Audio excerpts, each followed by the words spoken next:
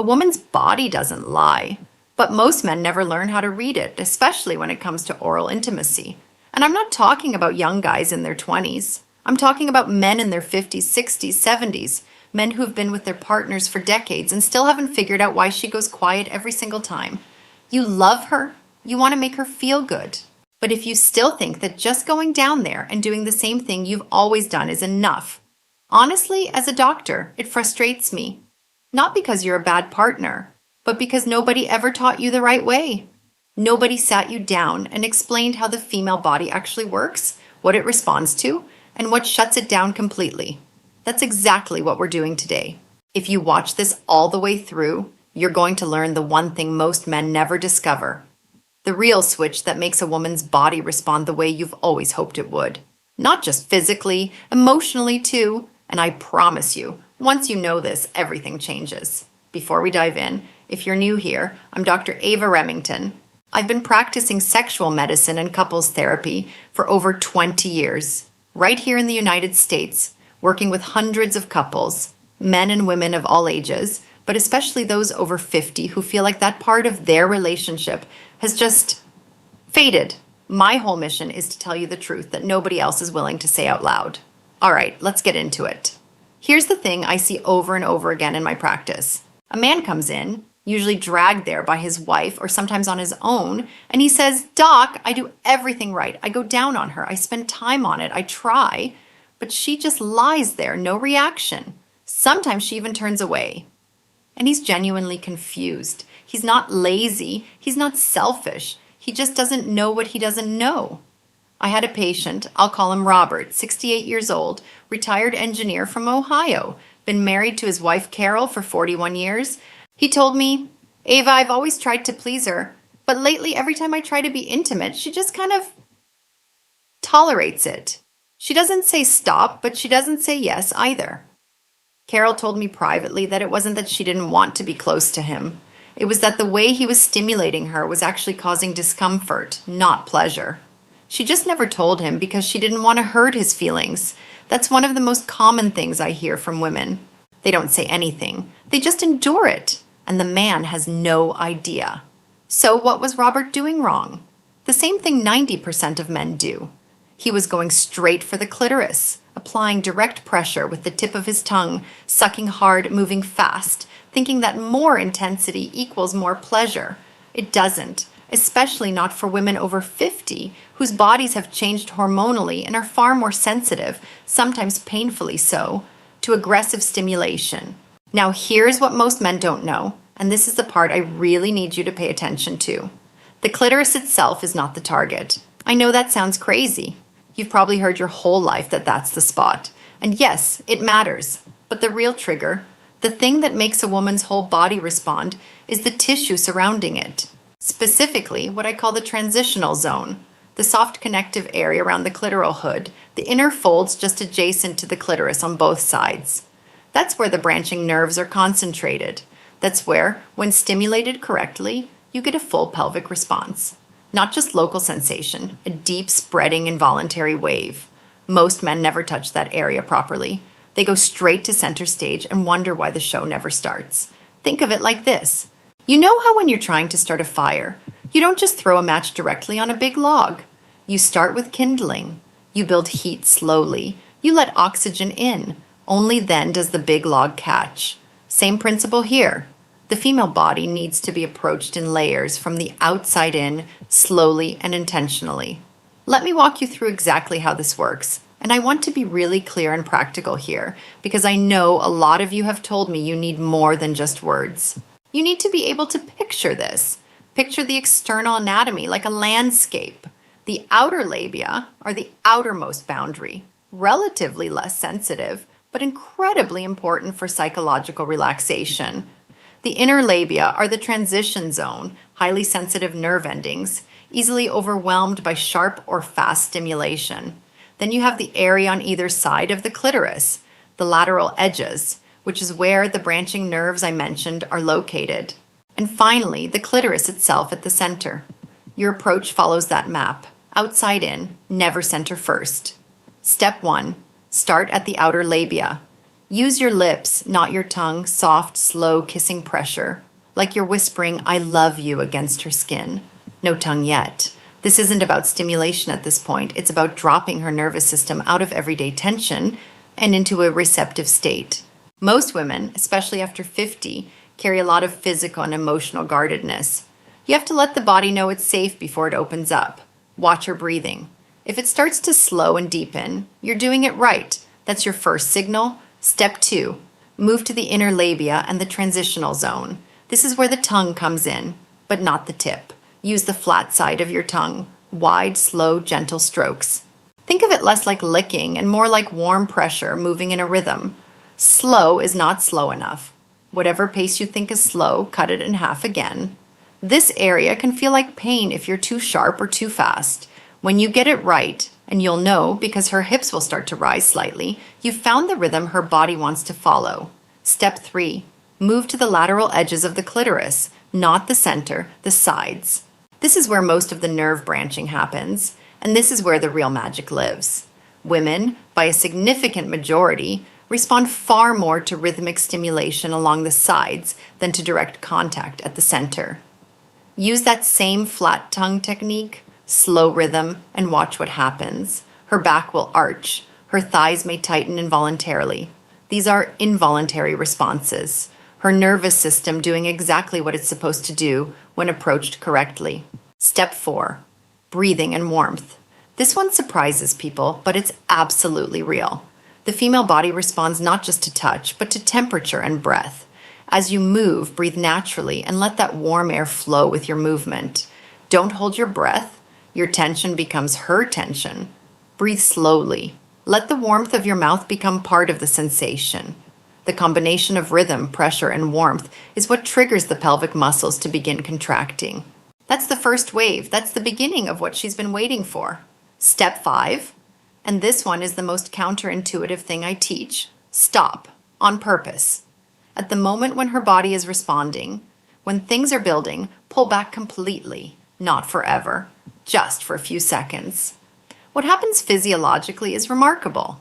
Her nervous system, suddenly deprived of stimulation, goes into a kind of anticipatory overdrive. Her body starts generating its own response, building internal pressure. When you return, slowly, deliberately, that response hits at a much higher level than if you just kept going without interruption. The stop and restart technique is one of the most powerful tools in intimacy, and almost no one uses it. The whole framework comes down to 3 axes: sequence, rhythm, and pause. Sequence means outside in, never center first. Rhythm means slow, flat, consistent, never sharp, never rushed. Pause means strategic interruption, not laziness. Those 3 things together are what separate an experience she'll remember from one she just endures. Now, I want to share a few real cases with you, with names changed for privacy, because I think this makes it concrete in a way that a technique description alone can't. Robert, the man I mentioned earlier. After our session, he went home and tried a completely different approach. He started with slow lip contact along the outer area, moved inward gradually, used the flat of his tongue along the sides, and focused on breathing steadily throughout. He told me at his follow-up that Carol grabbed his shoulder and held on. She didn't say anything, but when he looked up, she was crying. In a good way. She told him afterward that felt like the first time. And saying to tell. 41 years of marriage, and she said it felt like the first time. That's not because he suddenly became a different person. That's because he finally learned how her body actually works. Second case, a man I'll call Dennis, 65, from Texas. He came in completely baffled. He said, I go hard, I go long, I do everything I can think of, and my wife just freezes up every time. His technique was essentially aggressive. Fast tongue movements, direct pressure, trying to power through to a result. His wife told me she dreaded it. It felt intrusive, not intimate. I gave Dennis one instruction. Stop using your tongue entirely for the first few minutes. Just breathe on her. Warm, slow, close breath. No contact. He thought I was joking. He tried it anyway. His wife, not expecting touch that never came, relaxed completely. Her thighs separated on their own. Her whole body softened. Dennis told me later, I didn't do anything, and it was the best response I'd ever gotten. That's the power of anticipation. That's the body responding to emotional safety, not physical pressure. Third case, a gentleman I'll call Walter, 72, from Florida. His wife had gone through menopause several years earlier and had become extremely sensitive to any kind of direct contact. He'd essentially given up on that kind of intimacy entirely. Told me, I figured we were just past that stage of life. I told him we're never past it. The approach just needs to change.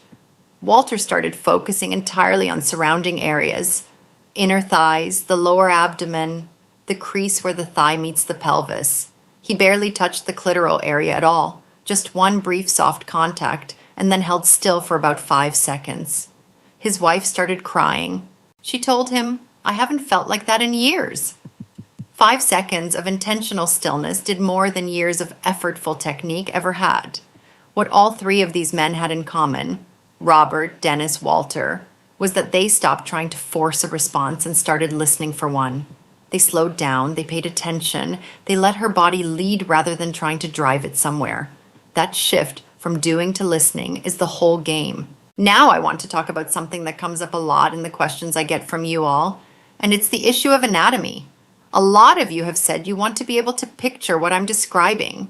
You want a visual reference, not just words. I hear you, and that's completely valid feedback.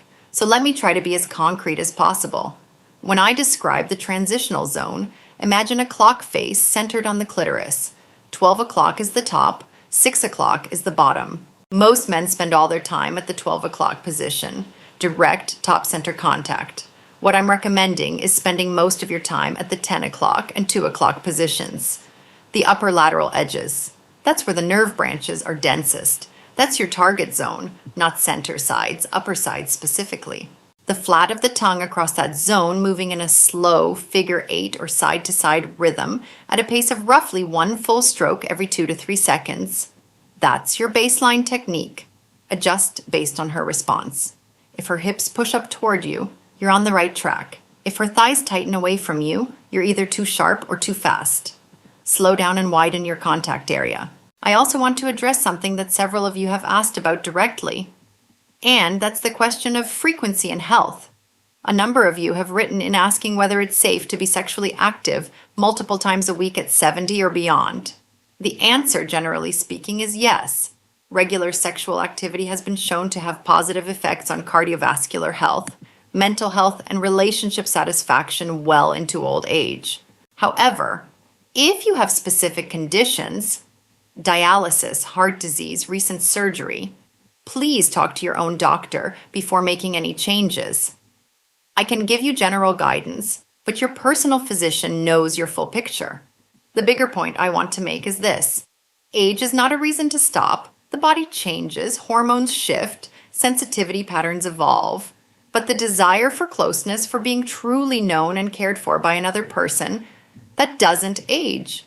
It deepens. I've been doing this work for over 20 years. I've sat across from couples in their 80s who told me they'd rediscovered each other in ways they never expected. I've watched men who thought that part of their relationship was over walk out of my office with a completely different understanding of what their partner needed, and come back weeks later looking like entirely different people. The men who make that shift aren't necessarily smarter or more naturally gifted. They're just willing to learn. They're willing to let go of what they thought they knew and start paying attention to what's actually in front of them. Let me bring it all back together for you. When it comes to oral intimacy, a woman's response isn't about intensity. It's not about how hard or how fast. It's about sequence, approaching from the outside in, never starting at the center. It's about rhythm, using the flat of the tongue slow and steady, focused on the lateral edges, not the tip. It's about breath, staying relaxed, letting warmth be part of the experience, not holding tension in your own body. And it's about pause, knowing when to pull back intentionally so her body can build its own momentum. Lips before tongue, breath before touch, sides before center, and always, always slow down. If you take nothing else from today, take this. The woman in your life isn't asking you to be perfect. She's asking you to pay attention, to notice her body's signals instead of chasing a result, to care more about how she feels than about what you're doing. That shift in intention, that's what changes everything. It doesn't matter if you're 60, 70, or beyond. The capacity for deep intimacy doesn't have an expiration date. What changes is the approach. And now you know the approach. If this helped you today, please subscribe and hit the notification bell so you don't miss what's coming next. Drop a comment below. I read every single one. Tell me what resonated, tell me what questions you still have, or just let me know you're going to try something different tonight. Your story matters, and this community is here for it. I'm Dr. Ava Remington, and I'll see you in the next one. Take care of yourselves and each other.